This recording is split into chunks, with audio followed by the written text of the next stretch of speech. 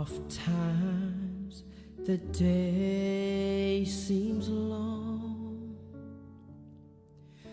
our trials hard to bear.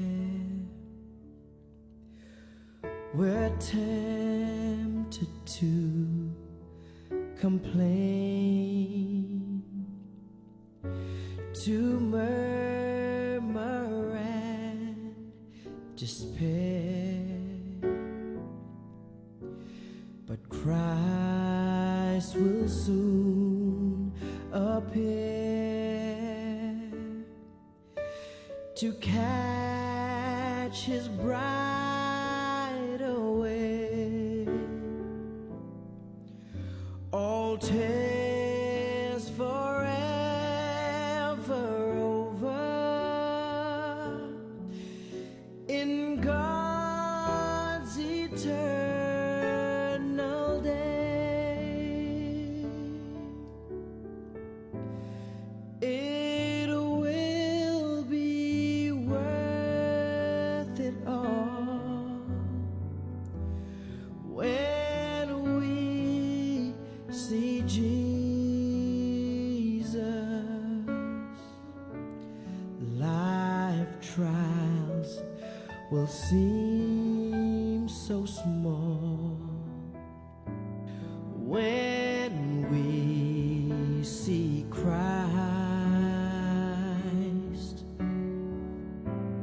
One glimpse of His dear face, and all sorrows will erase.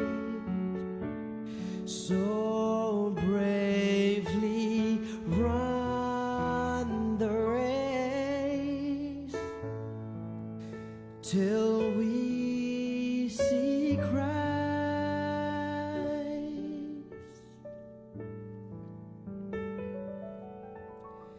Sometimes the sky looks dark, with not a ray of light. We're tossed and driven on, no human help in sight. But there is one in heaven who knows our deepest care. Let Jesus solve your problems. Just go to Him in prayer, and it will be worth it all when we see Jesus. Life trials will seem so small when we see Christ. One glimpse of His dear face, and all sorrows will erase. So bravely run the race till we see Christ.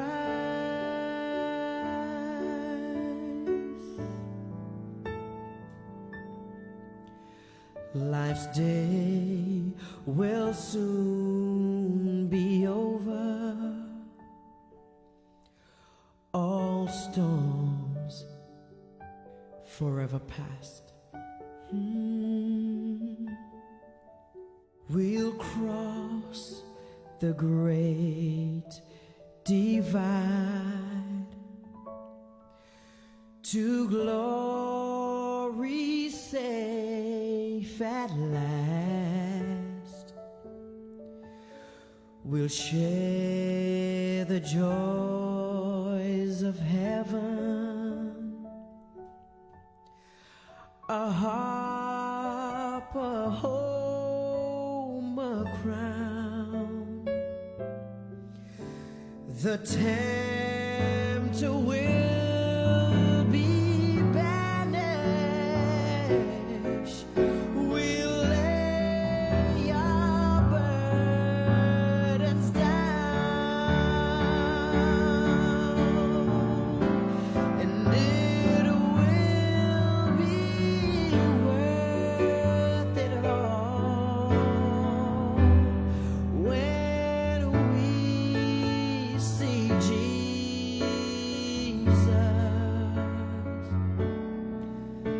Life trials will seem so small when we see Christ.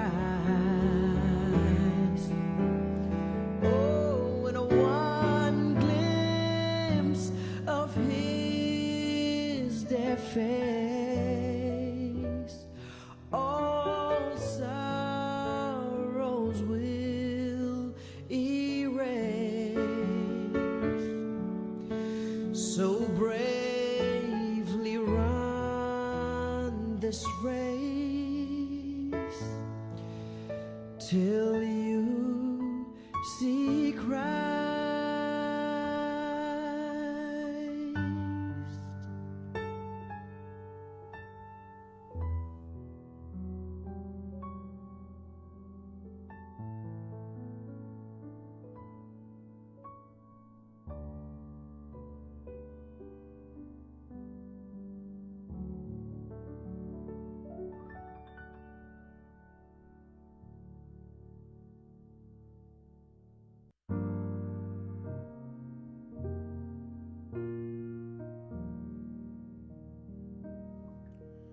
I am thine, O Lord, I have heard thy voice, and it told thy love to me. But I long to rise in the arms of faith and be closer drawn to thee. Draw me nearer, nearer, blessed Lord, to the cross where thou hast died. Draw me nearer,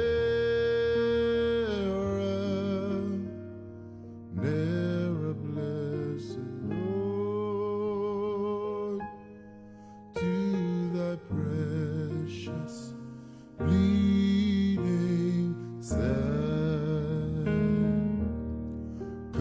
Consecrate me now to thy service, Lord, by the power of grace divine. Let my soul look up with a steadfast hope, and my will be lost in thine. Draw me nearer, nearer, blessed Lord, to the cross where thou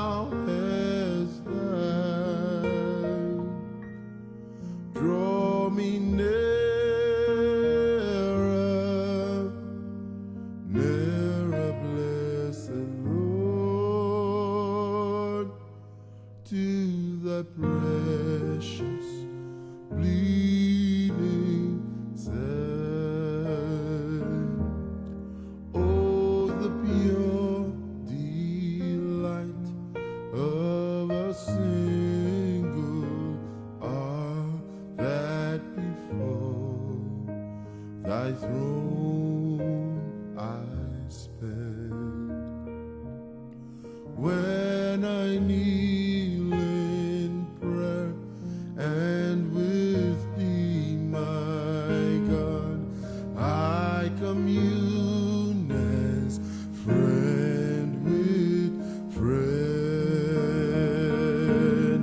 Draw me nearer,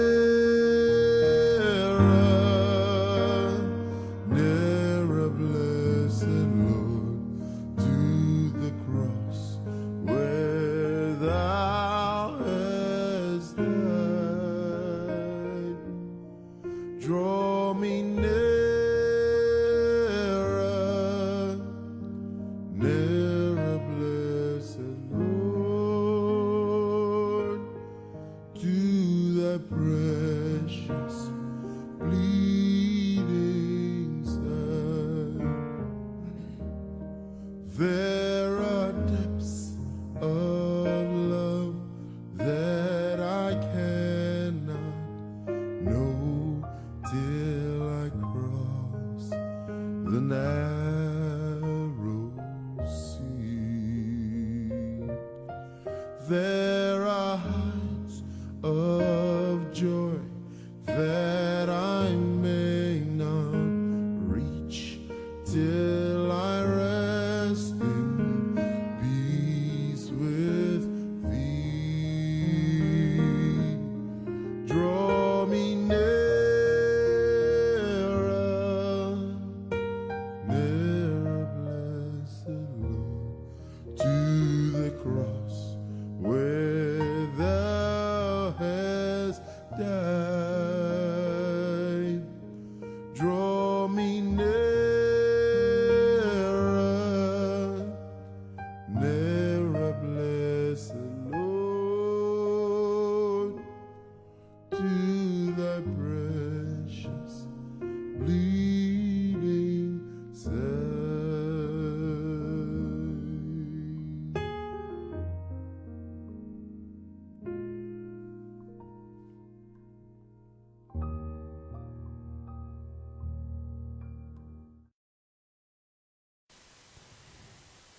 Praise the Lord. Amen. God bless you. Purihin ng ating Panginoon sa gabing ito.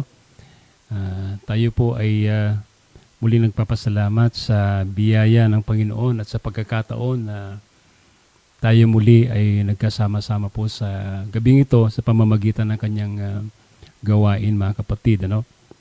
So, ako po ay bumabati po sa inyong lahat ng isang mapagpalang gabi at nawa sa gabing ito ay sama-sama tayo sa ilang sandali para po sa gawain ng ating Panginoon. So ako po ay malugod na nag-welcome po sa ating lahat sa ating pong online Bible study ngayong gabi.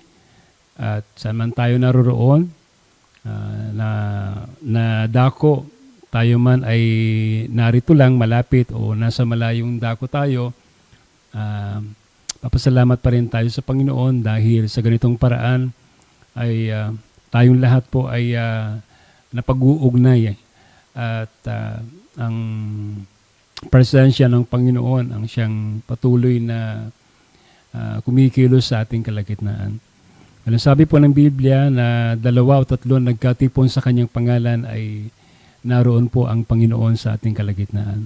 So sa gabing ito, habang tayo po ay nagpapahinga o saan man kayo naroon ngayon, ay tayo po ay sama-sama sa ilang sandali para po sa pakikinig ng salita ng ating Panginoon, sa pagpapasalamat sa Kanya sa lahat ng Kanyang mga biyaya at kabutihan po sa ating lahat.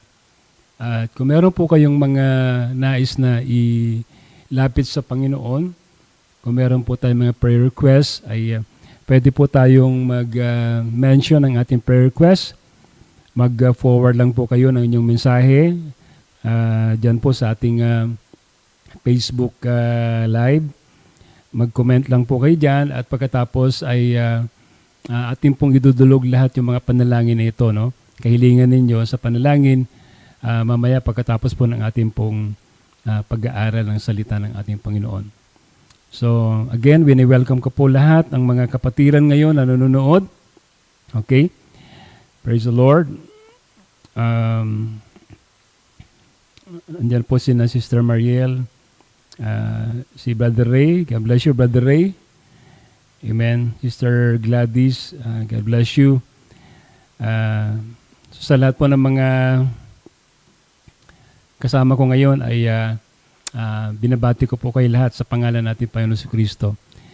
At bago po tayo mag-start sa gawain ng ating Panginoon ngayong gabi, tayo muna po ay dudulog sa Kanya sa pamamagitan ng panalangin, no? At hindi magiging kumpleto yung ating pong gawain, no? Kung hindi po natin imbitahan po ang presensya ng ating Panginoon. So, hiniling ko po na lahat po tayo ay manalangin sa gabing ito. Samahan niyo po ako na manalangin sa Kanya, mga kapatid. Hallelujah. Oh, thank you, Lord. Aming Diyos na mapagpala sa lahat, muli kami po nagpapasalamat sa inyong napakayamang biyaya sa amin. Nariyan kayo lagi, Lord, para kami ay patuloy na ingatan at gabayan. I-provide lahat ng aming mga pangangailangan, Panginoon, sa bawat araw. Tunay nga po, Panginoon, na kailanman hindi kayo nagkulang sa inyong mga pangako. Lagi po kayong tapat, Panginoon. Bagkus kami po madalas ang nagkukulang at kinakapos ang aming pong katapatan sa inyo. Ganun pa man, Panginoon, Lord, ako po ay narito at patuloy, Lord God, na humihiling na patuloy niyo muli kami, Panginoon Lord, na biyayaan sa gabing ito. Sa munting gawain po ninyo, hiling namin ang inyong pangunguna, ang inyong banal na presensya, Lord, ang siyang bumalot sa amin at patuloy kaming pag-ugnayin sa gabing ito. Saan man naroon, Panginoon, ang aking pong mga kapatid ngayon na kasama ko ay Lord, ipaabot niyo po sa kanila ng malinaw ang inyong mensahe ngayong gabi at hayaan nyo na makapag-broadcast kami ng walang anumang problema sa aming pong signal at sa aming pong pag-broadcast. Dalangin namin, Panginoon, na kayo siyang mag-control ng lahat ng bagay, Ama. O Lord, kinukomit po namin, Panginoon, muli ang ilang sandaling ito ng aming pong pananatili, ang aming pong pag-aaral ng iyong salita muli, Panginoon. Kayo muli, Panginoon Diyos, ang siyang mangusap sa amin sa pamamagitan ng iyong mga salita na muli po naming pagbubulay-bulayan, Panginoon, sa gabing ito. Pangunahan niyo po ang iyong malit na lingkod at mangusap po kayo, Lord, sa pamamagitan po ng aking bibig. Pahayag niyo, Panginoon, ang iyong kalooban, Ama, sa bawat isa. Ito po ang aming kahilingan sa pangalan ng aming Panginoon Jesus Kristo. Amen and amen. Praise the Lord. Puri ng ating Panginoon. Amen. Muli, pagpalain tayo ng ating Panginoon sa gabing ito. Praise the Lord. So sa lahat po ng aking mga kasama ngayon na nanonood, muli aking pong binabati kayo lahat. At kung meron po tayong mga prayer request, inuulit ko, pwede po tayong mag-forward ng ating pong prayer request para may pag-pray po natin mamaya, mga kapatid. Ano? Praise the Lord. So, shalom po sa ating lahat. Binabati ko rin po si Brother Ramil, saka Sister DG, Sister Sarah, ay lahat sila po ay kasama natin na nanonood ngayon. So, magpapatuloy tayo. Meron po akong paksa na akin pong ibabahagi sa inyo ngayong gabi. Praise the Lord. At ang ating pong pag-aaral ay meron pong pamagat na The Prophetic Voice Over the Sign, Revealing the Judgment and Mercy of God. Amen. So, basahin na natin ang ating teksto ngayong gabi.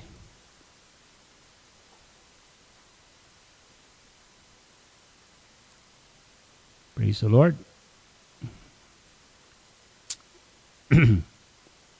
Okay.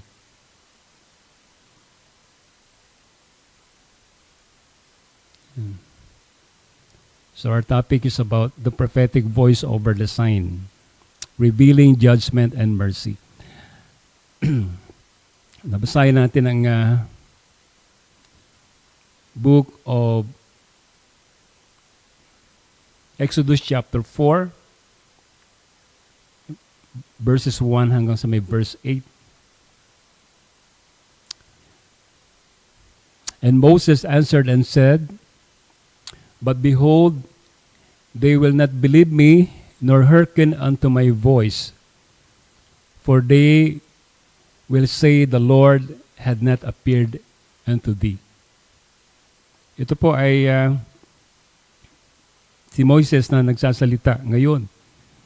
At sinasabi niya sa Panginoon dahil siya po ay isusugo ng ating Panginoon para ilabas ang bayang Israel. Praise God. Mula sa pagkakaalipin. Ang bayan ng Diyos ay sa mga sandaling ito ay parang katulad sila ng mga tupa na nasa kulungan. Doon po sa Egypt at kinakailangan na sila ay mailabas doon sa kulungan. Yan po ang pangyayari doon po sa first Exodus. That is Israel out of Egypt. No? A nation out of a nation. Yan ang first Exodus. But like we came also sa isang denomination, parang katulad nila. We came out from denomination through an Exodus prophet din, sa panahon po natin ngayon.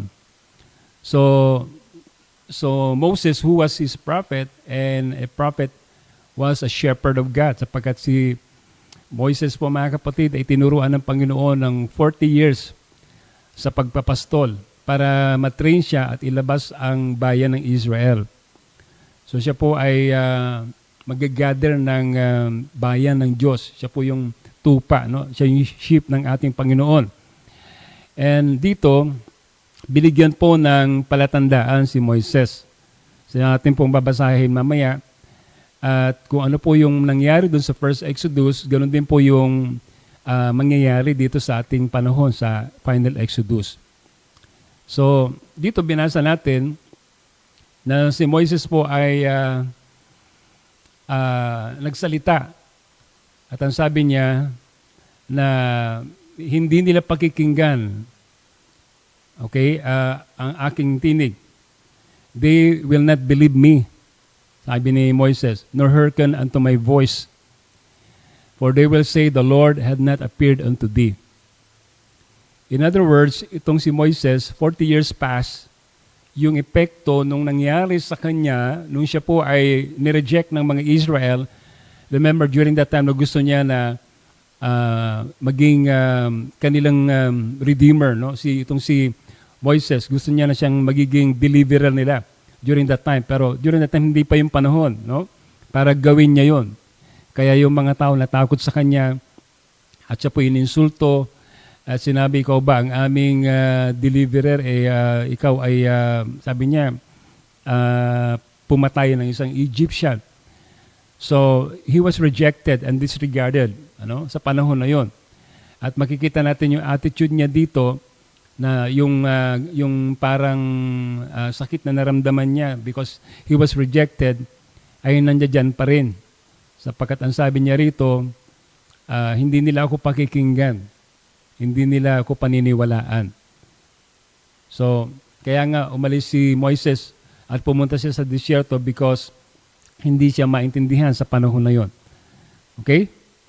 Now, let's go to verse 2. And the Lord said unto him, What is that in thine hand? And he said, A rod. So, tinanong siya ng Panginoon, ano ba yung nasa kamay mo?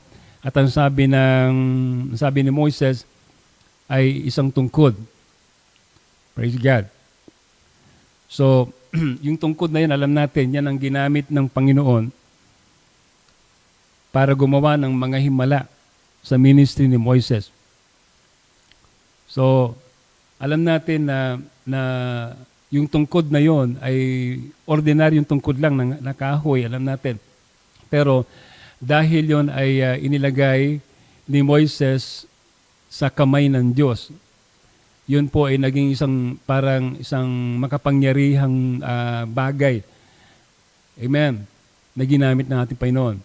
Now, all we have in our hands is an instrument of God to be used for His glory. Kapag ito po mga kapatid, inilagay natin sa kamay ng ating Panginoon.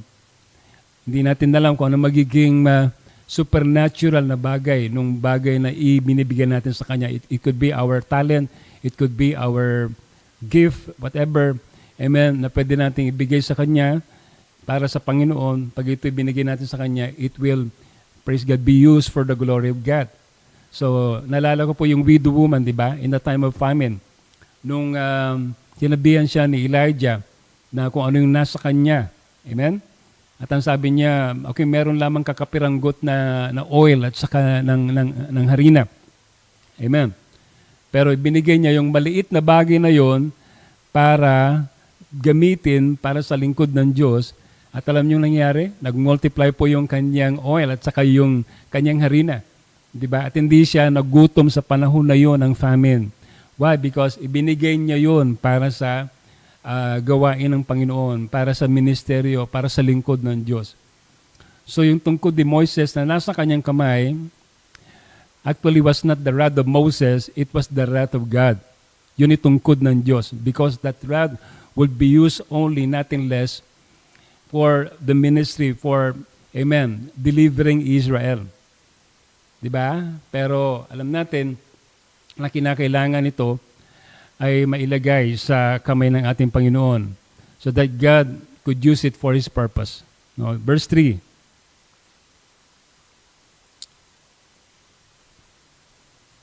Amen. Verse 3, and he said, cast it on the ground. And he cast it on the ground, and it became a serpent, and Moses fled from before it. So, ang ginawa mga kapatid ni Moises, sabi ng Panginoon, yan ay iyong lapag mo sa lupa. Lagay mo sa lupa. And when he cast it into the ground, the Bible says, it became a serpent. Naging ahas po mga kapatid, yung nasa kamay ni Moises na tungkod. Amen? Praise the Lord. Now, listen to this. Why did God let it turn into a serpent? Bakit, anong purpose ng Diyos? Bakit ginawa niya itong ahas? No? Ginawa niya serpente yung tungkod. Hindi nila niya ginawang aso. Hindi nila niya ginawang kabayo. Amen? Bakit ang Diyos ay hindi nila niya ginawang ibang uri ng mga, di ba, nilalang. Hindi niya ginawang ibon. No? Why? Because ang Diyos ay meron pong nais na ipakita dito sa bagay na ito. God is unfolding a mystery, His Word to Moses. Sapagkat yung tungkod was a instrument of a shepherd. Di ba? At alam natin na yung tungkod ay meron po siyang, anong tawag doon, parang hook na nandun sa kanya. At para i-deliver niya yung mga tupa. Pag sila po napupunta na doon sa hukay, meron pong yung hook na yun, ang gagamitin niya para hilain sila. So, na-experience ni Moses lahat yun. Ano? Si Moses na-experience niya for 40 years being a shepherd, delivering his sheep. Because the mystery of redemption is in the shepherd and the sheep. So, ang bayan ng Diyos, katulad ng mga tupa na nasa Egypt, gusto ng Diyos na i-deliver sila mula sa bondage sapagkat si Moises ay sumisimbolo siya ng ating Panginoon. At yung tungkod na yon, it is not just to deliver the sheep, hindi lamang po para palayain ang mga iligtas ang mga tupa at palayain sila. That rod is being used to beat wolves sa panahon po mga kapatid ni Moises. Yan ay ginagamit niya rin para saktan yung mga mababangis na mga hayop para protektahan yung mga tupa to keep them from danger away from these wolves, di ba? So it is a rod of judgment and redemption. So it will drive away yung enemy, Amen? That wants to devour the sheep. But alam natin na itong rod na ito ay sumisimbolo rin kay Kristo. Ito po yung mystery na gusto ko pong i-break sa atin, ano? Because ito yung mystery nito na si Jesus Christ, okay, siya sumisimbolo ng kahoy na yon, yung rod na yon, na sabi diyan, yung kahoy na yon, it becomes a serpent. It becomes a serpent. So, binasa natin kanina na nakita ni Moises right before his eyes, praise God, na naging ahas yung tungkod. Now, ibig sabihin that Christ, amen, will be going to become sin for us. Because ang serpent is spokes of sin. Di ba? Alam natin, in the fall, in the Garden of Eden, na ang serpente, mga kapatid, sumisimbolo siya ng kasalanan. Di ba? That's why the serpent on the pool, alam natin sa panahon ni Moises, nilagay, di ba, nung inatake sila ng mga ahas, no? Sinalot sila ng ahas sa panahon na yon. Praise God. Ang sabi ng Panginoon, ilagay mo, gumawa ka ng tansong ahas, pagkatapos ilagay mo sa pool. Ilagay mo diyan sa tungkod na yan, at pagkatapos ay sabihin mo na tumingin sila doon at lahat ng titingin doon ay hindi sila masasalot, hindi sila mamamatay at malalason doon sa mga kagat ng mga ahas sa kanila. You see? So, we know na yun po yung representation ng cross, representation ng Calvary, di ba? Sapagkat yung serpent na yun na nandun sa pool, amen, nandun sa kahoy, ay nire-represent ng kamatayan ni Jesus Christ kung saan ang kasalanan ay naiatang sa Kanya. The Bible says He becomes sin so that we might become righteousness. Amen. So yung kasalanan natin ay inako niya. Amen.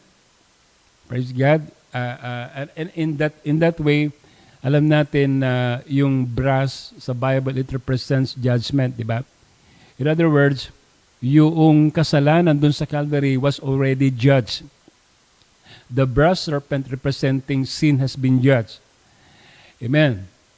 And that's why Jesus said, as Moses lifted up the brass serpent in the wilderness, amen, so must the Son of Man be lifted up. At ang sabi ng Biblia, that whosoever will believe in Him shall not perish but have eternal life. So yan ang ibig sabihin po niyan, mga kapatid. Now, meron pong mystery na gusto i-break ang Panginoon kay Moises. Kaya niya ginawang serpent at hindi ibang mga hayop. Di ba? Praise God, sapagkat ang serpent ay kasalanan, amen, na hinusgahan na ng ating Panginoon doon sa krus ng Kalbaryo. Alright. Now, so verse 4, tingnan natin. The Bible says in verse 4, and the Lord said unto Moses, put forth thine hand, and take it by the tail. And he put forth his hand, and caught it, and it became a rod in his hand. Now, ang sabi ng Panginoon kay Moises, na kunin mo, no? Kunin mo, pulutin mo yung tungkod na naging ahas. Pero ang sabi ng Panginoon, hawakan mo doon sa buntot. Amen. Now, normally, di ba, hindi mo gagawin yon. Kapag may ahas ka na nakita dyan, hindi mo dadamputin sa buntot. Di ba, initially, pag nakakita tayo ng ahas, ay talagang ang pinupuruhan natin ay yung ulo. Di ba? Yung ulo niya, dudurugin natin. Kasi pag yung ulo na nadurog natin, mamamatay na siya. Now, hindi mo gagawin na hawakan siya sa buntot. Sapagkat pag hinawakan mo siya sa buntot, maaring tuklawin ka niya. Pero ang instruction ng Diyos kay Moises, na ang sabi ng Biblia, hawakan mo yung kanyang buntot. Ha? At yun ang ginawa ni Moises. Hinawakan niya yung kanyang buntot, at pagkatapos noon, ay muling naging tungkod. Praise the Lord. Ha? Ano ibig sabihin nito? Napakamatalinhaga, no? Ano ibig sabihin nito? Alam natin na ang tail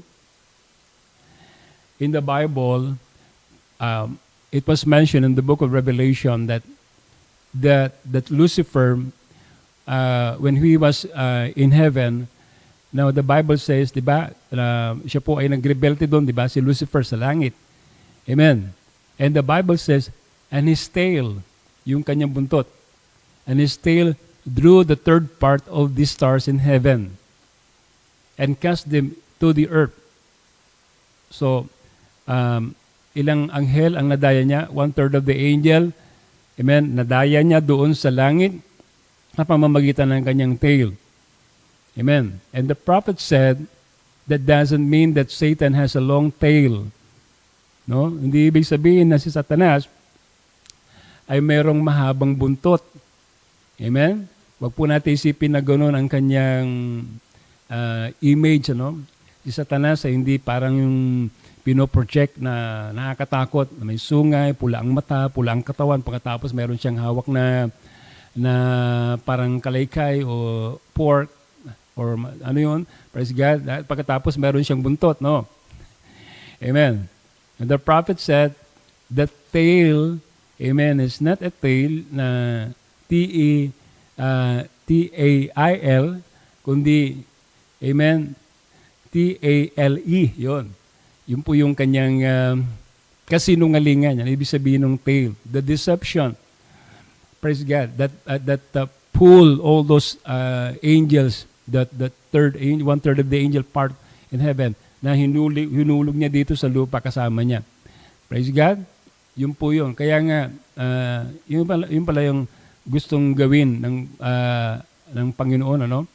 Yung ma-overcome mo yung kasinungalingan ng diablo. Praise the Lord. You see, at how could you overcome the deception of the enemy? Of course, mga kapatid, amen, through the Word of God. Amen? Diba? Through the revealed Word of God. Yun lamang pong paraan. So, alam natin na si Kristo ay nag-gain niya yung victory over death and sin by the cross. Diba? Amen. At alam din natin na bumabara siya rito sa panahon na ito sa pamamagitan din ng isang anghel. The Bible says in Revelation chapter 10 na bumaba siya katulad ng isang malakas na anghel at nasa kanyang kamay ang isang bukas na aklat. Okay? Nasa kanyang kamay ang isang bukas na aklat. At ang bukas na aklat na ito, praise God, ay kanyang hihilain din. Amen? Kanyang ititipunin din yung kanyang mga tupa. Kapag this book that was in the hand of this mighty angel is the book of redemption. Praise God. At nung nakita natin ang unfolding ng mystery about the redemption of God, tayong lahat po ay parang hinango lahat doon sa putikan. No? At pagkatapos, hinango tayo doon sa pagkakadusak natin at pagkakakulong natin sa mga, amen, sa kulungan ng kaaway. Praise the Lord. So, yan ang ginawa ng ating Panginoon sapagkat tayo po ay kabilang doon sa Lamb's Book of Life. So, praise God. Katulad po ng Israel, sila po ay napunta doon sa kulungan, doon sa Egypt, na kinakailangan na sila ay sakluluhan ng kanilang, amen, deliverer, no? A shepherd, like Moses, amen, na pumunta doon para palayain sila doon, and then eventually he will initiate judgment upon the Egyptian. Kapag alam natin na yun ang purpose po ng tungkod, ano? Ang tungkod na yon ang nagdulot, no, gumawa ng maraming mga tawag dito, mga salot. Amen? Praise God. So that rod brought plagues ng mga langaw, ng mga palaka, di ba, ng apoy. Amen. Lahat ng 'yon ay dinulot noong praise God, nung tungkod na yon na nasa kamay ni Moises upon the Egyptian. But it was the same rod also, amen, that opened the Red Sea para sa mga anak ng Diyos. And it's the same rod that, amen, praise God, provided them their needs in the wilderness, praise God, nung nagbigay ng tubig, lahat. Amen? So, yun po ay sa pamamagitan din po ng tungkod na yon. So, it is the same rod. Kaya ito pong mensahe natin ngayon, ano? Amen. That brings judgment and mercy. No? Dalawa po yung nire-represent nung rod natin. Amen. To the unbeliever who rejected the message, amen, it will become judgment. But to the bride who received the message, it will be a, praise God, a mercy para sa atin. Amen. Now, verse 6. Tignan natin ang verse 6. And the Lord said furthermore unto him, Put now thine hand into thy bosom. And he put his hand into his bosom. And when he took it out, behold, his hand was leprous as snow. Ito po yung pangalawa, no, na palatandaan na ibinigay ng Panginoon kay Moises. So God said, ilagay mo yung iyong kamay sa iyong tiyan, amen, sa iyong bosom, and then ito po mga kapatid, ay pagkatapos na nilagay niya, ilabas mo, sabi ng Panginoon, at it becomes nagkaroon po ng leprosy, no? Nagkaroon ng ketong. Amen. So, anong ibig sabihin na naman po nito, mga kapatid? Anong sinisimbolo po niyan? Bakit anong nais na ipahiwati ng Panginoon? Si Moises, nilagay niya yung kanyang kamay doon sa kanyang sinapupunan. And it becomes leprosy. Why? Because alam natin ang leprosy in the Bible, it represents sin. Ang ketong ay sumisimbolo ng kasalanan sa Bible. Noong unang panahon, ang ketong parang cancer yan. Wala pong kagalingan. No? Kapag meron kang ketong, ikaw ay isolated. Kapag meron kang ketong, parang pinandidirihan ka. Amen? Hindi ka pa pwedeng makihalubilo sa mga tao sapagkat ang tingin nila sa iyo ay unclean. Kaya nga, yung mga may ketong, pag sila ay dumadaan sa maraming tao, sumisigaw sila that they are unclean. Para alam ng mga tao at hindi sila tumabi sapagkat kapag meron kang ketong, ang ketong kasi contagious yan eh. Nakakahawa sa panahon na yun. Praise God. So, pinapakita na naman ng Panginoon dito, amen, na lumabas tayo sa sinapupunan ng ating mga magulang na tayo po ay mga makasalanan. Walang matuwid, wala kahit isa. Amen? Ipinapakita dito that we are sinner by nature. We are sinner by birth. Praise God. So, there's no way around. Amen? You're born in sin. Yan ang sabi ng Biblia. Shaped in iniquity. And you came to this world speaking lies. So, leprosy is a representation of sin in the Bible. Sin is unbelief. And there's no cure for leprosy. Praise God. You are separated and you are condemned and you are unclean. Amen? Yan ay pinapakita. Pero, amen, sinabi ng Panginoon muli kay Moises sa may verse 7,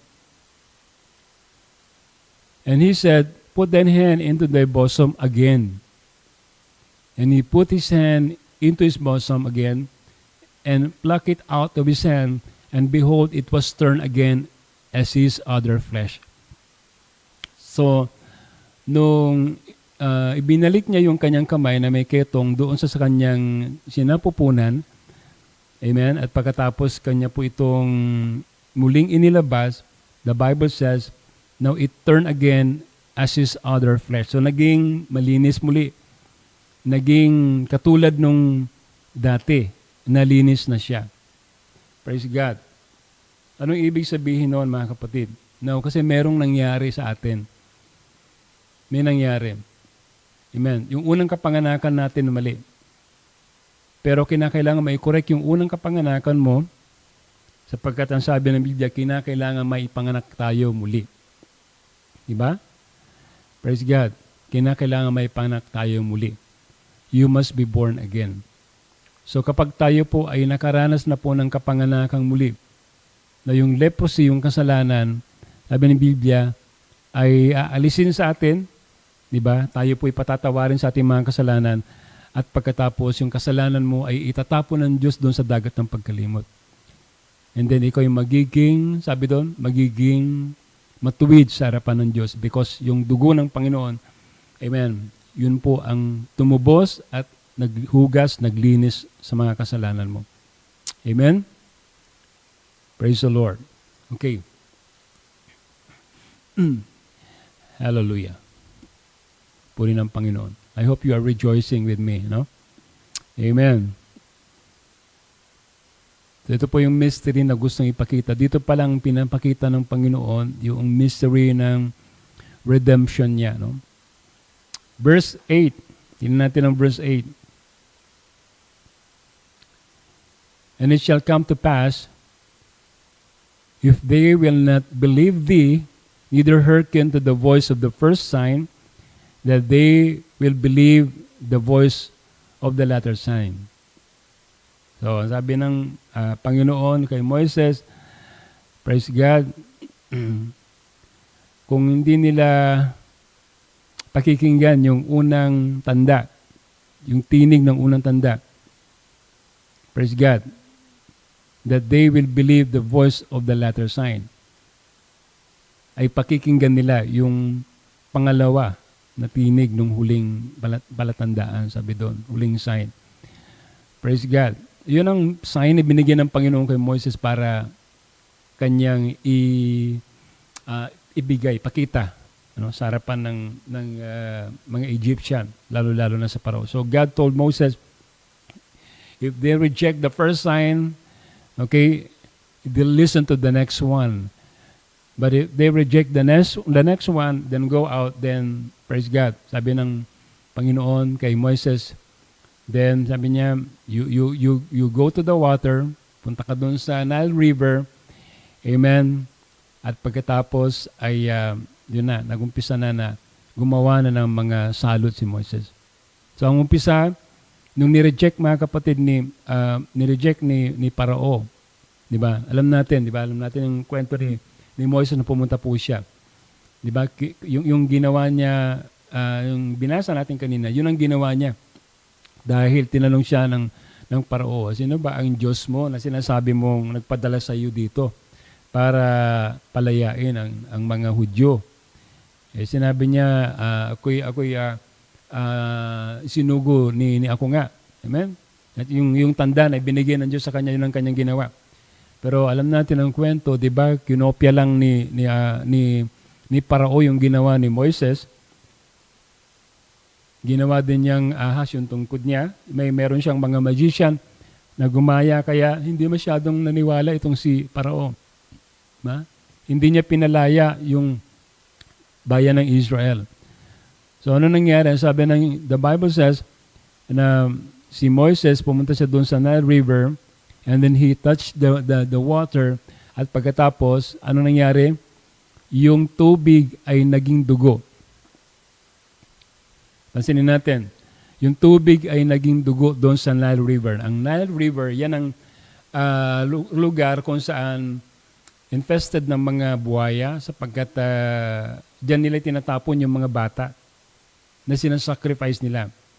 At meron silang Diyosan na ang tawag nila sa Diyosan na yun ay Diyosan na yung na galing doon sa Nile River na isang buhaya. Marami kasing mga gods ang mga Egyptian. So meron silang Diyos nila ay buhaya, kaya nag-o-offer sila ng mga bata doon sa mga buhaya, pinapakain nila. And so, anong ginawa ng Panginoon, di ba?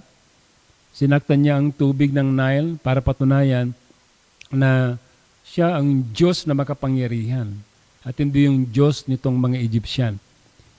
And blood is a sign of death. Praise God. Diba? Praise the Lord. Because the life is in the blood. And sabi ng Bible, and if you see the blood, it is a sign of death. Praise the Lord. It is a sign that judgment is coming because of the rejection of the word. You see? So yan ang nangyari, mga kapatid. Nag-umpisa na yung salot at judgment doon sa Egypt because they rejected, amen, the word of Moses. Now, gusto ko pong magbasa na ilang mga quotation. Amen. Sa message na take the rod and gather the people, sabi ng prophet ganito. And the rod that Moses had in his hand, it was not the rod of Moses, it was the rod of God, God's judgment rod. Moses held it out over Egypt, and fleas came out, and he held it, and out of the fleas came up. Wherever he dumped this rod, it was a judgment rod. It brought judgment upon a disobedient people. And the rod was Christ, the substitute for sin and sickness. So sinasabi rito na yung tungkod na yon, yan yung tungkod ng Diyos, hindi tungkod ni Moises. Amen? At lahat ng binapatungan ni Moises gamit ang kanyang tungkod ay nagkakaroon ng judgment. Nagkakaroon ng salot sa mga taong ayaw sumunod, ayaw, amen, pakinggan ang mensahero ng Diyos. Praise God.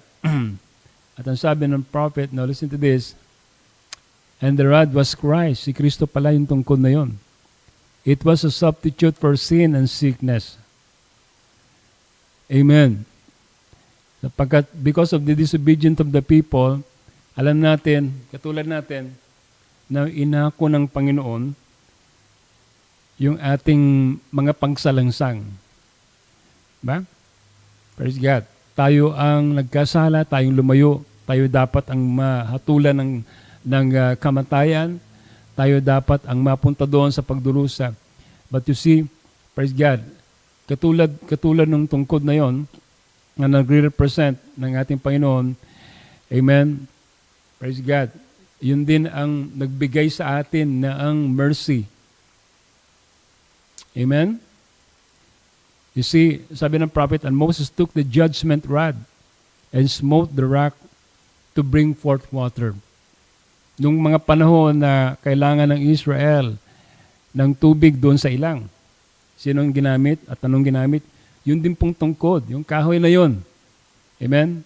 At yun na nagbigay, nag-sustain ng tubig sa kanila doon sa ilang para sila mag-survive. The prophet said, it was the judgment rod of God that smote Jesus and killed him. Amen. The innocent one, and brought from him flowed the Holy Spirit to a perishing people now that we'd had life. You see? So, ang sabi ng propeta, sabi niya, inako ng Panginoon, amen, yung galit, praise God, hallelujah. Sana dapat sa atin sana ipapasa. Dapat sa tao sana ipaparanas yung galit ng Diyos. Pero sinalo ng Panginoon yung galit na yon. Amen? Upang tayo, amen, praise God, ay mabigyan ng buhay. Siya na walang kasalanan, naging i-become sin so that we might, sabi nga, we might become righteous before God. Ganyan po ang kabutihan ng Panginoon sa ating lahat, di ba? Amen. At mula sa Kanya, dumaloy ang tubig ng buhay upang tayo na mga, amen, mga tao na mamamatay na sana, praise the Lord, ay nabigyan tayo ng buhay sa pamamagitan ng ating Panginoon. Purihin ng ating Panginoon. Praise the Lord. Amen. Okay, now, so the rod symbolizes the vindication of the gift of God. It represents judgment and mercy. It also represents Christ who was smitten Yan po yung bato. And he become the masterpiece of God. Amen? At yung bato na yon na pinalo ni Moises ng 2 beses ay naging representation ng 2 pagkapako ng ating Panginoon. Sabihin natin na parang nasira yung type. Nasira yung sinabi ng Panginoon na dapat sana kausapin lang yung bato. Di ba yan ang sabi ng Panginoon kay Moises? Kausapin lang niya yung bato at lalabas na yung tubig. Pero dahil sa katigasan ng ulo ng mga tao, paragi silang sumasalangsang sa Diyos. Amen? Dahil sa kanilang pagre-rebelde, amen, pinalo ni Moises yung bato ng 2 beses. At sabi ng marami, nagkamali si Moises, bakit niya pinalo? Dahil ang sabi ng Panginoon, kausapin lang yung bato. Pero bakit ginawa niya yon? Pero hindi pa rin nagkamali si Moises. Yun pa rin, mga kapatid, ang tama. Sapagkat ang representation ng pagpalo niya doon sa bato ng 2 beses ay nagre-represent ng 2 beses na pagkapako ni Kristo. Nung first coming niya, alam natin, nireject nila si Jesus Christ at pinako nila siya literally doon sa krus. Amen? Yan po yung first crucifixion. Pero sa panahon natin ito, amen? Muli, amen, na guilty ang marami sapagkat, praise God, ang panahon na ito ay muli nilang ipinako ang Panginoon sa likod ng kanilang mga pulpito. At ang sabi ng prophet, they are guilty of crucifying Jesus Christ afresh for the second time. Sa pangalawang pagkakataon, muling si Jesus Christ, sa anyo ng salita, sa panahon natin ito, ay pinako nila sa kanilang mga pulpito. Yan ang nakakulungkot. Sa pamamagitan ng credos at dogmas, sa pamamagitan ng mga makataong sistema. At alam din natin na nangyari dito sa panahon ng Laodicea, na dito sa panahon ng Laodicea, ito yung pinakamadilim sa lahat ng iglesia sa lahat ng kapanahunan. Bakit po pinakamadilim sa lahat ng kapanahunan? Sapagkat dito lang po natin mababasa ng Panginoon ay kumakatok sa labas ng pintuan. Could you imagine yung mismong church na dapat sana nandoon siya? Na dapat sana, amen, nananahan siya doon sa kanilang kalagitnaan. Pero maliwanag ang sabi ng Biblia, ito po ay pangyayari sa panahon po natin ngayon. We are now living in the age of Laodicea. At ang mga churches sa panahon ito, amen, ay kanilang inilabas ng Panginoon sa kanilang mga simbahan. Praise the Lord. At ang Panginoon ay kumakatok at kumatok ang Panginoon sa pamamagitan ng mensahe sa panahon na ito. Pero nakakalungkot sabihin, wala po tayong mababasa na binuksan nila ang kanilang mga pintuan. It is very ironic. Lagi kong sinasabi ito. Ang pangalan ng kanilang mga simbahan ay may pangalang Jesus. Amen? May pangalang God, may pangalang Lord. Diba? Jesus is Lord, Jesus Miracle Crusade, Jesus Kingdom, Church of God. May pangalan lahat ng Panginoon. Pero yung God, yung Jesus, yung Lord, wala dun sa loob ng kanilang kaligitnaan. Nandun sa labas, kumakatok. Gustong pumasok pero hindi nila pinapasok. Kaya ang panawagan ng Panginoon ngayon sa ating panahon, come out of her, my people. Salamat na lang sapagkat isa tayo na nandun sa kulungan dati na nakarinig ng tinig ng Diyos. At pagkatapos tayo lumabas sa kalagitnaan nitong mga iba't ibang mga denominasyon na ito. Amen? Praise the Lord. Glory to God. Sa panahon natin ito, napakalaga na kilala natin kung ano yung sinusundan natin na mensahe. Dapat alam natin kung nasa katotohanan yung nilalakaran natin. During the time of Moses, in Numbers chapter 17, verse 6, ito yung nangungusap doon sa tungkod ni Aaron. Ano? Ito po ang sinasabi. And Moses spake unto the children of Israel, And every one of their princes gave him a rod apiece, for each prince one according to their father's houses, even 12 rods. And the rod of Aaron was among their rods. Verse 7. And Moses laid up the rods before the Lord in the tabernacle of witness. And it came to pass that on the morrow Moses went into the tabernacle of witness, and behold, the rod of Aaron, where the house of Levi was budded, and brought forth buds, and blossom, and yielded almonds. So, yun pong tungkod po ni Aaron lang among the 12 tribes. Amen. Ang sabi doon, ang nagkaroon ng nanariwa yung kanyang tungkod. Amen. Praise the Lord. At sa lahat ng mga tungkod o lahat ng mga rod from different tribes, ito lang po, sabi ng Biblia. Ano ibig sabihin ito na nag-bloom? At hindi lang po yun, namulaklak, nagkaroon ng dahon. Patay po yun, no? Yun po yung mga sanga. Mga sanga na inilagay doon sa loob ng tabernakulo, nire-represent ng mga different tribes, 12 tribes of Israel. At ang tribe ni Aaron ay the house of the Levi, tribe of Levi.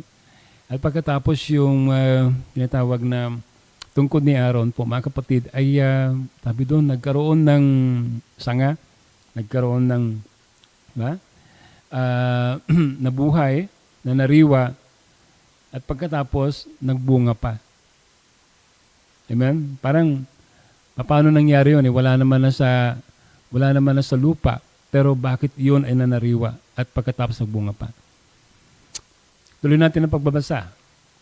And Moses brought out all the rods from before the Lord unto all the children of Israel. And they looked and took every man his rod. And the Lord said unto Moses, Bring Aaron's rod again before the testimony, to be kept for a token against the rebels. And thou shalt quite take away their murmurings from me, that they die not. Ito pala ay pagpapatunay ng vindication ng Panginoon. No? Sapagkat sa mga panahon na yon, alam natin, ang Israel, lagi silang nagmumurmur, lagi silang nagko-complain. Ba? At lagi nilang gustong tuksuhin ng Diyos. At dito, pinatunayan ng Panginoon kung paano, mga kapatid, na yung iba na mga nagsasabi na sila rin, mga kapatid, ay vindicated. Sila ay katulad, mga kapatid, ng ibang mga nag-come out diyan sa Egypt. 'Di ba maraming mga namulitika doon sa congregation ni Moises. Marami yung mga nagki-claim that they are also vindicated and anointed sa panahon na yon. Like Dathan, Korah, Abiram, at ilang pa mga kasama nila na parang kinakalaban nila yung totoong ministry sa katauhan po ni Moises. Praise God. Pero pinakita dito na yung mga rebelde, sabi rito, ito po ay isang palatandaan para dun sa mga rebelde. Para dun sa mga, amen, nag-against sa ministry, totoong ministry ng Panginoon. Ay pinapakita dito na yung kanilang mga tungkod ay patay. Ano? And it silenced the critics sapagkat ang sabi rito na yung tungkod ni Aaron, yun lamang po ang ipinakitang may buhay. At ang sabi ng Panginoon, dalhin yan doon sa loob ng pinakabanal na dako bilang palatandaan para ipakita bilang bindikasyon. Amen? Na ito yung aking binindicate na ministry at hindi sila.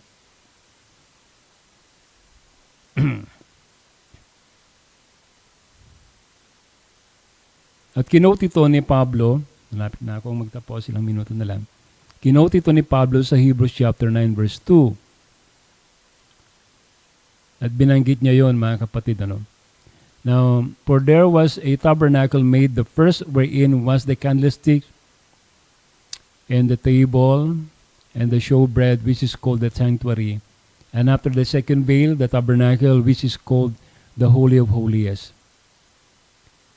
Verse 4, which had the golden censer and the ark of the covenant overlaid round about with gold, wherein was the golden pot that had manna, and Aaron's rod that budded, and the tables of the covenant, and over it the cherubims of glory shadowing the mercy seat, of which we cannot now speak particularly. So hanggang ngayon, sa mga panahon na yon, pinakita ni Pablo, sabi niya, na yung tatlong elemento na nandoon sa pinaka-Holy of Holies ay yung mana, na hindi nabubulok, pagkatapos yung tungkod ni Aaron na nanariwa, at pagkatapos yung tinatawag na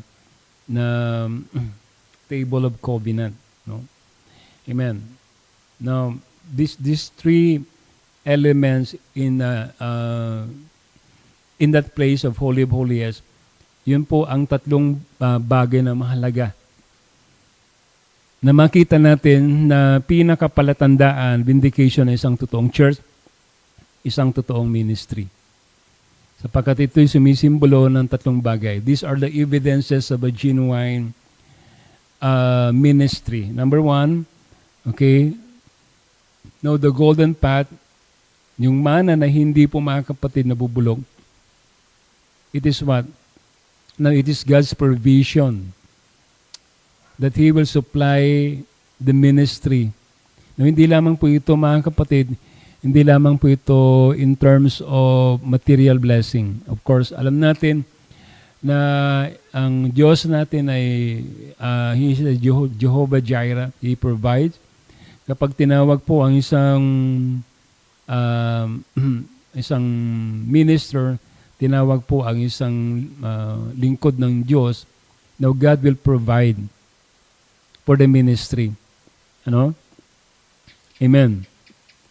Na-experience ko po yan, mga kapatid. Now, dito po sa mensaheng ito, wala po tayong sinasandalang anumang malaking denominasyon. Wala po ditong support. Dito po sa end time, wala pong malaking denominasyon na galing sa ibang bansa na nagbibigay, nagsusuporta. Amen? Sa ministry, no? Ang mga ministro dito sa mensaheng ito, they are living by faith. Praise God. At dahil tinawag ang mga ministro dito sa message na ito ng Panginoon at ng hindi denomination, then God will going to provide for the ministry. At na-experience ko po yan, mga kapatid. Amen? Matagal na rin po tayong nagpapastor, pero hanggang ngayon, wala pa akong maalala na ang Panginoon nagkulang. Kapag talagang tinawag ka ng Panginoon para sa kanyang ministry, sa kanyang ubasan, naniniwala ako na ang Diyos ang siyang gagamit ng mga tao, amen, natutulong, magsusupport sa ministry, praise God, at hindi niya pababayaan ang kanyang gawain. Ba? Amen. Yan po, mga kapatid, may provision ng Diyos. At hindi lamang po ito, mga kapatid, material blessing, kundi spiritual blessing din. Hindi lamang po ito literal mana, kundi spiritual mana. Kapag tayo po ay tinawag ng Diyos, praise God, God will going to provide our spiritual and material needs. Kapag po pinagpapala po, mga kapatid, tayo sa spiritual, tiyak magpapalain din po tayo sa material. Amen? Because it follows, mga kapatid. Kapag sumusunod tayo sa kalooban ng Panginoon, amen? Praise God. God will go into supply our every needs. But seek ye first the kingdom of God, sabi doon, and all these things shall be added unto you. Pangalawa, yung tungkol ni Aaron ay sumisimbolo ng fruit of the ministry. Kasi yun po, mga kapatid, ay nanariwa at nagkabunga. Kapag tinawag po ang Panginoon ang isang ministro, God will be obligated to, amen, to call for a people para yung ministry na yon, amen, ay magpatuloy at ang ministry na yon ay gagamitin para makapag-akay ng mga kaluluwa, yung mga predestinado ng ating Panginoon. Di ba? Hindi katulad po sa denomination. I mean, di ba, marami po kasi sa denomination porque nag-aaral sa Bible school. What I'm saying is that akala nila kapag graduate ka ng paaralan ng Biblia, ng Bible school, nagkaroon ka ng degree mo, amen, ay pwede ka na magpastor. No? Ang pastor is a holy calling yan. Yun po mga kapatid ay tawag ng Diyos. Amen? Ang pagiging pastor ay ordained ng Diyos yan. No? Hindi po yan kurso na pinag-aaralan. Hindi po yan parang profesyon. Hindi po mga kapatid, sapagkat maraming mga nag-aakalang ganun porque graduate sila ng Bible school, pwede na sila magpastor. Marami pong mga graduate ng Bible school, hindi naging successful sa ministry. Bakit? Kasi hindi naman talaga sila tinawag. Kasi ang sabi ng Biblia, ang Diyos ang nagpo-provide ng pastor ayon sa kanyang puso. Diba? Marami po kasi akala nila parang academics lang Porque nag-aaral sila ng pagpapastor, kaya na nila mag-preach, tama na yon. You see, hindi lang naman po pag-preach ang pagpapastor Hindi lang pagpapakain ang pagpapastor. Ang pagpapastor kuminsan mga kapatid, kinakailangan din ng care, kinakailangan din ng kuminsan pag-aayos sa mga tupa ng Panginoon sa iglesia. Marami po kasi mga nagpapastor pagkatapos na may makitang nag-arise na problema sa loob ng church ay umaayaw na. Kala nila pagpipreach lang pagpapastor. Hindi po.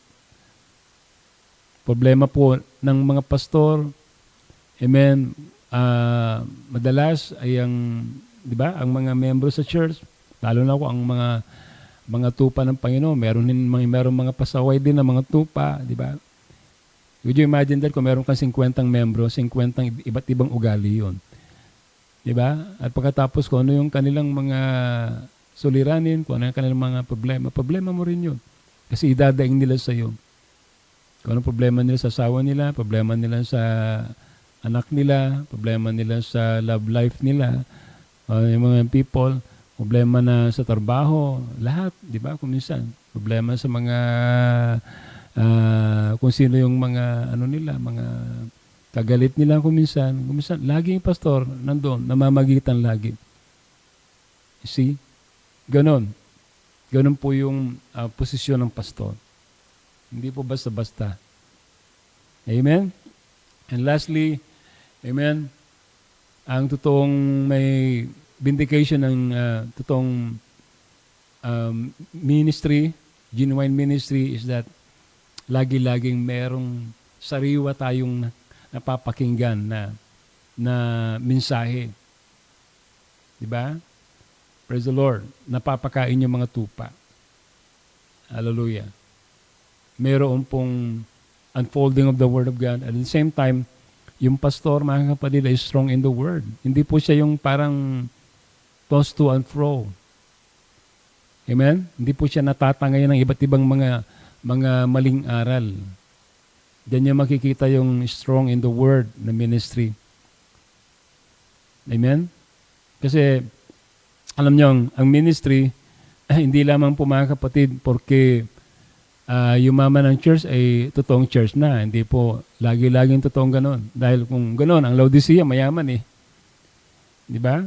Pero bakit hindi pa rin sila pinili ng Panginoon at isusuka pa rin sila ng Panginoon? At hindi rin palatandaan yung maraming bilang sa church. Diba? Hindi ibig sabihin porque maraming membro sa church ay totoong church na rin yun. Hindi natin sinasabi na huwag magkaroon ng maraming kaluluwa sa church. Maganda nga kung maraming mga nako-convert, diba? Praise God. Amen. Pero hindi yun pwedeng basihan. No? Hindi lang po yung basihan. Na porque marami sa church ay totoo na. Pero isa sa mahalagang basihan ay kung gaano ka strong ang church sa pamamagitan ng salitang kanilang pinapakinggan. Diba? Kung sila lumalakad sa liwanag ng mensahe, kung sila lumalakad sa katotohanan ng salita ng Diyos, kung namumuhay ng maayos yung ministro, sapagkat mahalaga din yun, di ba? Amen. Marami pong mga ministro ngayon, praise the Lord, ang alam natin mga kapatid na ginagamit lang ang salita ng Diyos para sa kanilang sariling pakinabang. Sinasabi rin ng Bible po yan mga kapatid, di ba? Meron po yung mga hireling shepherd. Amen? At ang ministry ay ministry na dapat iniingatan. Amen? Iniingatan sapagkat ang ministry, yan ang sabi ng prophet, sabi niya, di ba, ang pastor, he will lead you through. Dadalhin po niya kayo doon. Amen, sa inyong destination. So napakalaga na sumusunod tayo doon sa pastor na alam natin inordain ng Diyos para sa atin, para sa ating kaluluwa, para po tayo mga kapatid makatawid doon sa kabilang dako na yon. So kapag nakita natin ang mga vindication na ito, is a good sign na hindi po tayo mga kapatid naliligaw. And salamat sa Panginoon. Bakit? Kasi itong mensahe na pinadala ng Diyos sa atin, na nagbigay sa atin ng guide kung paano natin titingnan at paano natin mga kapatid babalansihin. Amen. Yung mga tao na dapat nating respetuhin, dapat natin bigyan ng ating pong pagkilala. Amen. Yung mga lingkod ng Diyos na sinasabi sa Biblia na kinakailangan natin suportahan ang ministry nila. So sabi mga kapatid, ni Pablo, follow me as I follow Christ. Meron mga panuntunan sa mga ministro, di ba? At kung ang ministro ay nahulog siya doon sa mga panuntunan na yon, you have the right, amen? You have the right to leave the church. Yan ang sabi ng prophet, di ba? Amen. Kapag po yung pastor, mga kapatid, hindi na sumusunod sa salita, well, mag-isip na po tayo, di ba? Amen, kasi mapapahamak po tayo kapag po mga kapatid susundan natin yung hindi sumusunod sa katotohanan ng salita ng Diyos. So meron po tayong karapatan, amen, na magsaliksik at bumailalim tayo sa isang ministry na alam natin na nagtuturo at nananatili sa salita. Yan ang sabi ni Pablo, follow me as I follow Christ. E kapag po may mga bagay na hindi po nararapat sa isang ministro, kinakailangan maging maingat din tayo. At meron pong mga bagay na tamang dahilan para tayo mga kapatid ay, di ba, maghanap ng ating pong, praise the Lord, church na talagang doon po tayo magpapatuloy. Kapag po una, yung pastor hindi na nananatili sa salita, at kapag siyempre yung pastor ay hindi namumuhay na ng tama. Kapag meron ng bahid yung kanyang ministry, then you have the right to leave the church. Diba? Kapag meron pong mga scandal at immorality na involved yung pastor, then you have the right to leave the church. Diba? Kasi disqualification na yun sa ministry ng isang pastor. Amen? At meron po tayong karapatan, amen, na maghanap ng isang church na dapat po nating daluhan. Alam natin ang church na ito at yung mga namumuno ay talagang walang bahid yung kanilang pamumuhay. Amen? At kung yung pastor na nagpapastor sa inyo ay talagang nananatili sa salita at pinanatili niyang nasa ayos ang kanyang ministry, ang church, ang bahay niya, lahat, amen, then you are obligated to obey. Amen? And respect the ministry, the pastor na inilagay ng Diyos sa inyo. Support him. Amen? Praise God. Sa abot na niyo makakaya, supportan niyo ang ministry ng pastor ninyo. Praise the Lord. Glory to God. Okay. Ilang bagay na lang na punto na gusto kong idagdag bago tayo magsara.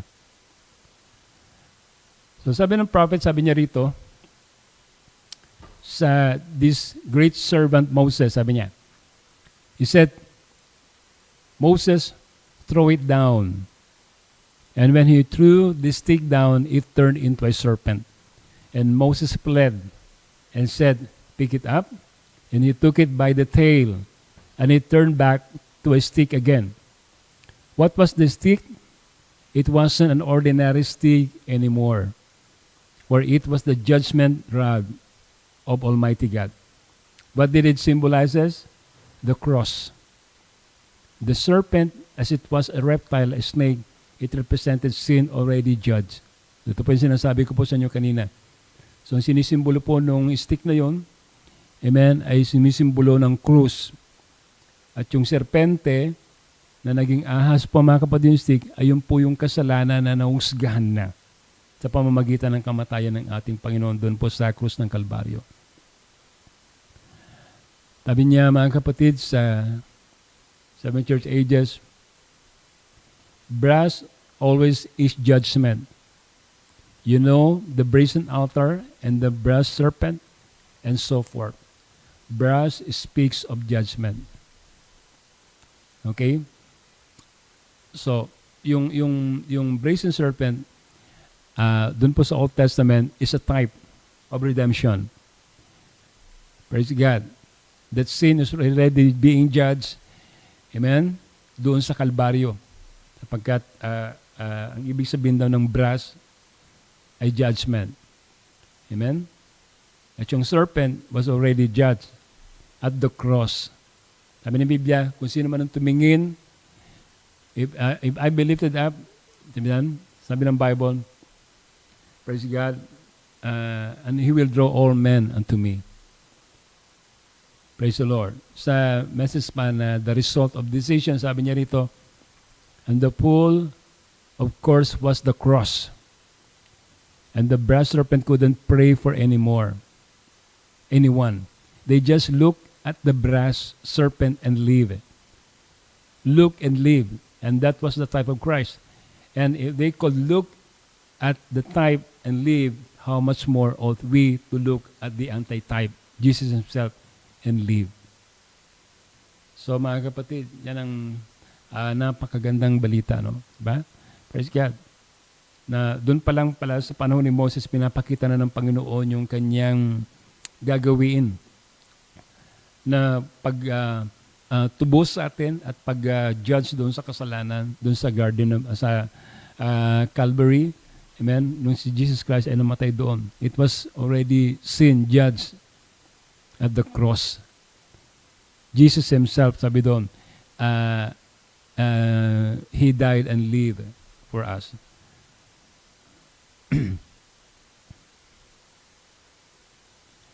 Praise the Lord. Another meaning of the right hand, it speaks of power. Isaiah 63 verse 12 says, that led them by the right hand of Moses with his glorious arm, dividing the water before them to make himself an everlasting name. The right hand of Moses, his glorious arm. So laging yung nasa kanang kamay ni Moses, nandun yung tungkod niya. At ang sabi mga kapatid sa Matthew chapter 26 verse 64, Jesus said unto him, Thou hast said, Nevertheless I say unto you, hereafter shall ye see the Son of Man sitting in the right hand of power, and coming in the clouds of heaven. So right hand speaks of power. Amen? Dito sa message na why it has to be sharper, sabi niya rito.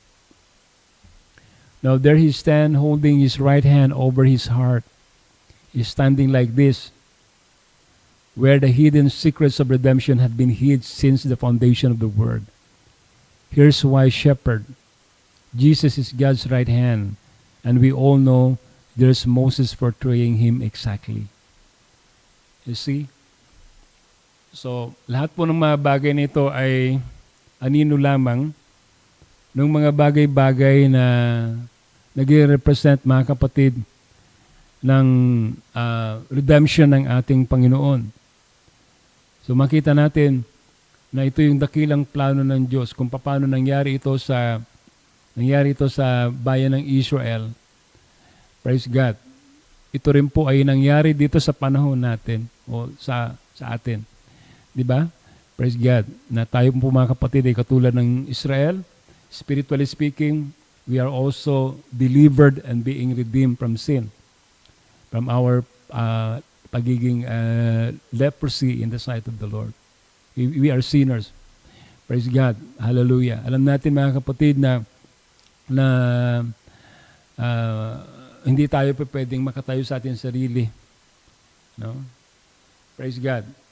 Ang Panginoon mismo ang tumayo para sa atin. Sabi nga doon, He turned our leprosy. Amen? And cleansed us from all our sin when He died on the cross. Praise God. So yan po ang kabutihan ng Panginoon na Kanyang ginawa sa ating lahat, mga kapatid. Amen. Praise the Lord.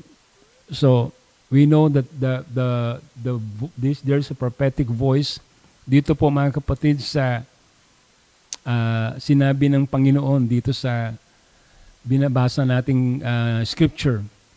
Di ba? Makikita natin mga kapatid kung paano ito pala prophetic, ito pala ay parang may pinapatungkulan na panahon. Amen? Kung paano nangyari sa first Exodus, it also happened in the final Exodus. Dito sa ating panahon, mga kapatid. Amen. Pinapakita dito na talagang ang Diyos, napakayaman ng Kanyang pag-ibig. Napakadakila ng Kanyang pagmamahal at habag sa atin lahat. Amen? Dapat sana tatanggapin natin yung hatol ng Diyos. Pero, praise God, tinanggap natin mga kapatid ang Kanyang biyaya. Amen. Praise God. Yun po yung napakagandang bagay. In spite of our uncleanness, yet, hallelujah, He cleansed us from all our sins, our leprosy. Praise the Lord. Now, alam natin na pinadala ng Panginoon ang Kanyang mensahero sa panahon nito. At meron siyang dala-dala mensahe para lahat tayo, no, ay muling makaranas ng biyaya ng Diyos at awa ng Diyos. The message itself is God's mercy. Para doon sa mga talagang tatalima dito sa mensahe na ito sa panahon nating ito. Thank God, na-receive natin yung mercy na yon sapagkat isa tayo doon sa mga tumugon. Pero alam din natin mga kapatid na ang mensahe din na ito ang huhusga mamaya doon sa mga tatanggi. Kung paano po yung tungkod na yon, siya ang nagligtas, siya ang naglabas sa Israel, siya ang nagtanggal lahat ng mga sagabal doon sa kanilang paglalakbay. Diligtas sila sa pamamagitan nitong tungkod na ito. Amen. Pero sa mga hindi sumampalataya, sabi ng Biblia, marami sa kanila namatay doon sa ilang. Namatay sa wilderness. Why? Because of unbelief. Hindi sila naniwala doon sa mensahe. Hindi sila naniniwala doon sa kapangyarihan ng Diyos. At hindi sila nakarating doon sa kampangako ng Diyos. Ganon din sa panahon natin ito. Amen? Praise God. Ang mensahe din na ito ang uusga mamaya doon sa mga tao na hindi sasampalataya. Remember, ang mensahe nito must be preached into the whole world. Amen? At alam natin ang mensahe na ito ay naibo-broadcast na sa lahat ng dako. Amen? Hindi na po mga kapatid dito nakatago. Alam na. Naririnig na ng marami itong mensahe na ito. And alam natin, pag predestinado tayo, praise God, lalabas tayo doon sa kulungan. Lalabas tayo doon sa lugar ng bondage, no? Praise God. Hallelujah. Pero sa mga hindi tataliman sa mensaheng ito, sa liwanag sa kanilang panahon, amen, is the same message din na mag-judge sa kanila pagdating ng araw na yun. Sana sa gabing ito, mga kapatid, ay isa tayo doon sa mga tatanggap dito sa mensahe na ito at hindi tatanggi. Magpalain tayo ng Panginoon sa gabing ito. Dito na po tayo magtatapos sa ating pong maikling pag-aaral ng salita ng Diyos. At sa gabing ito ay pasalamat po ako sa lahat ng mga nanonood ng ating pong gawain. At sa mga nagpaabot ng kanilang prayer request. Praise the Lord. Panalangin natin si Brother Junjun.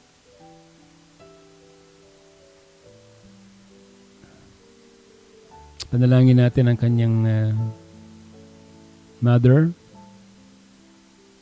Meron pong karamdaman ngayon. Okay, we'll pray for the mother of Brother Junjun. Praise the Lord.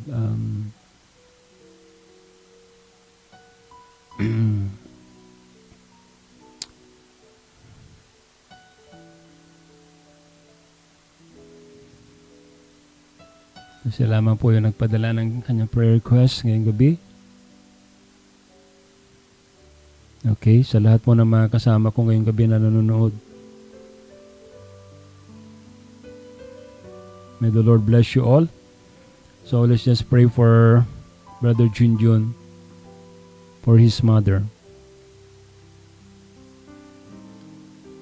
Amen. Samahan niyo po ako na manalangin, mga kapatid.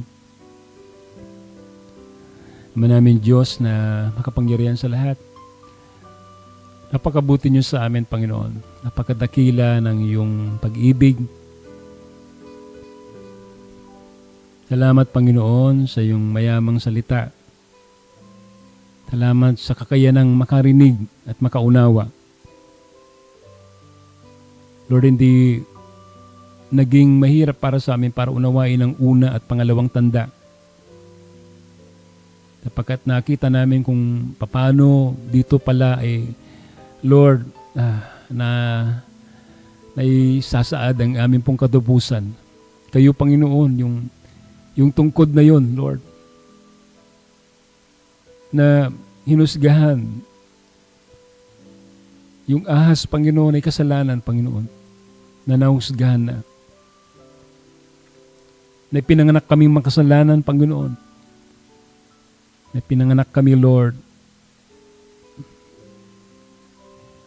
na mali at we came to this earth, Lord. Sinner, Lord. We are sinner by birth, God, by nature. But thank God, dahil, Panginoon, God, ang kasalanan ay napagtagumpayan mo na. Salamat, Panginoon, nilinis niyo kami sa lahat ng aming mga pagiging karamdaman. Spiritually, Lord, naging kami may mga ketong. Salamat, Panginoon, dahil nilinis niyo kami sa lahat ng aming mga karumihan at kasalanan. Sa pamamagitan, Panginoon, O God, ng inyong makapangyarihang kamay, Lord, sa pamamagitan ni Kristo, kayo, Panginoon, Lord, ay napako sa krus para sa amin, Panginoon. Salamat, Lord, for that love, Lord, and your death at Calvary.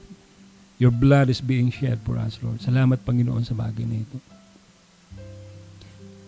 Sa gabing ito, Panginoon, O God, kami sama-sama na itinataas ang kahilingan po ni Brother Junjun para sa kanyang nanay. Lord, na may karamdaman, Panginoon, I pray, God, na i-extend niyo yung kamay niyo sa kanya at iabot niyo, Lord, ang kagalingan. Idalo niyo sa kanya sa oras na ito. In the name of the Lord Jesus Christ, I declare healing right now. Lord, in Jesus Christ's name, for the healing of Mother or Brother Junjun.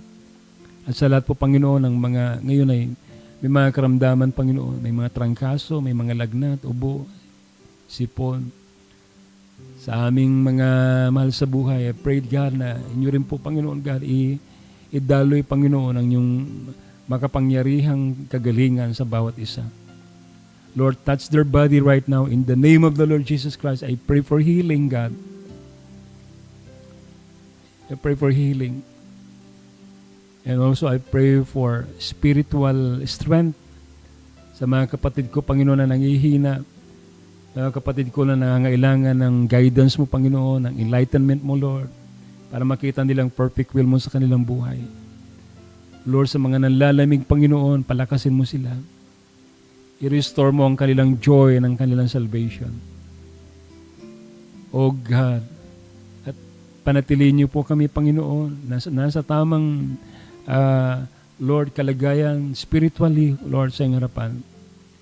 Sa ganun, Panginoon, kung kayo po, Panginoon, Lord, O God, ay, hallelujah, ay, kukunin kami, Panginoon, ay handang-handa na kami para sa iyong harapan. Salamat, Panginoon, sa gabing ito.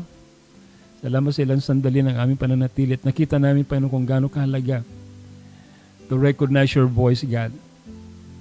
And that voice, Lord, become the voice of your bride because we are the final voice of this final age. We are the sign, Lord, na dapat kinakailangan nilang mabasa, makita nila, Panginoon, Lord, sa pamamagitan ng aming mga buhay, Lord. Oh God, I pray for all the ministry. I pray for all the believers, God. Ano man ang kanilang mga, Lord, battle, Lord, na kanilang dinadaanan ngayon. I pray for victory sa lahat ng kanilang mga struggle sa buhay. Oh, in the name of the Lord Jesus Christ, Lord, I pray, God, bigyan niyo po sila, Panginoon, ng katagumpayan. Salamat, Panginoon, sa gabing ito. And we give you all the praise. And we give you all the glory. Oh God, sa pangalan ng aming Panginoon si Kristo. Amen and amen. Again, pagpalain po tayo ng ating Panginoon, patuloy sa kanyang mga salita, naway nakapaghatid tayo ng kahit konting encouragement sa bawat isa sa gabing ito. And sa lahat po ng mga nagpatuloy na sumubaybay sa gabi na ito ay tayo po ay nagpapasalamat sa lahat, ng mga mga nanonood sa ating gawain. Dumaan man, nanood, hanggang sa matapos, pagpalain kayo ng ating Panginoon. Amen? Praise the Lord. May the Lord bless you all.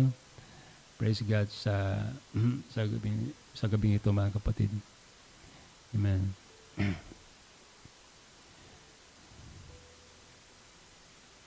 Okay.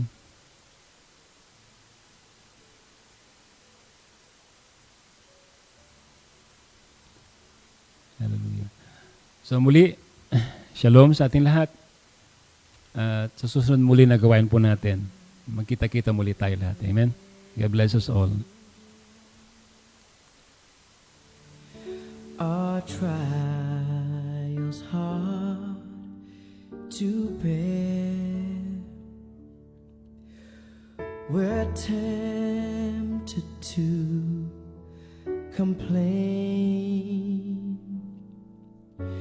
to murmur and despair. But Christ will soon appear to catch his bride away. All tears forever over in God's eternal day.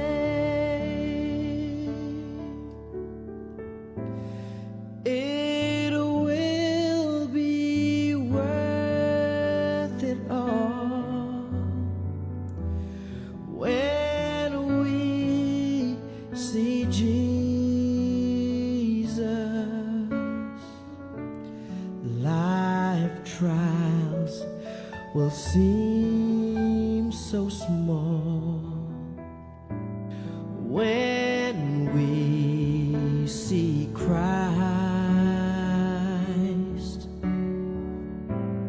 One glimpse of Him face, and all sorrows will erase. So bravely run the race till we see Christ.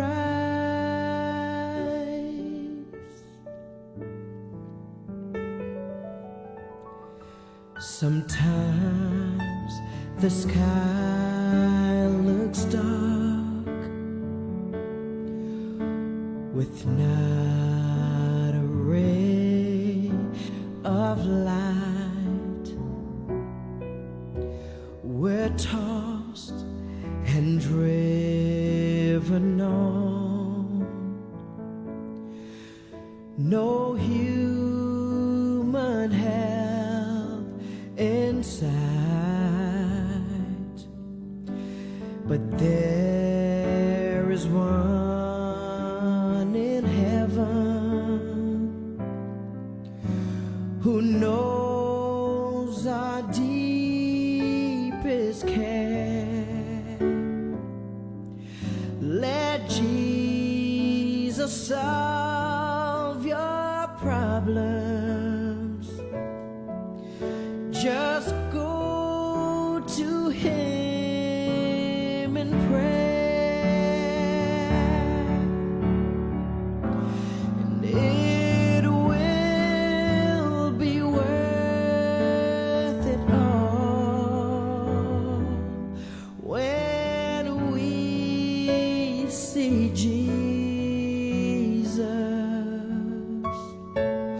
Life trials will seem so small when we see Christ. One glimpse of His dear face, and all sorrows will erase. So bravely run the race till we see Christ.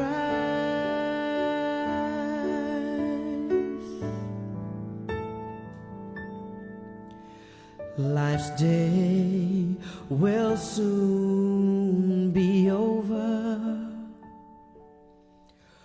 All storms forever past. We'll cross the great divide to glory safe at last. We'll share the joys of heaven, a harp, a home, a crown. The tempter will be banished. We'll lay our burdens down, and it will be worth it all when we see Jesus.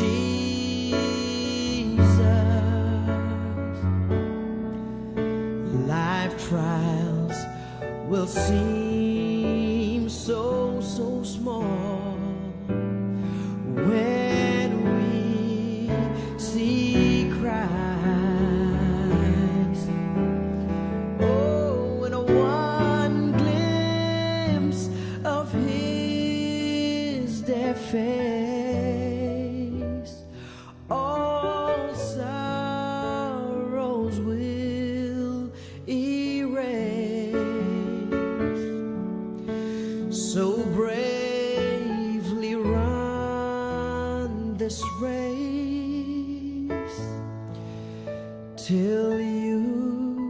see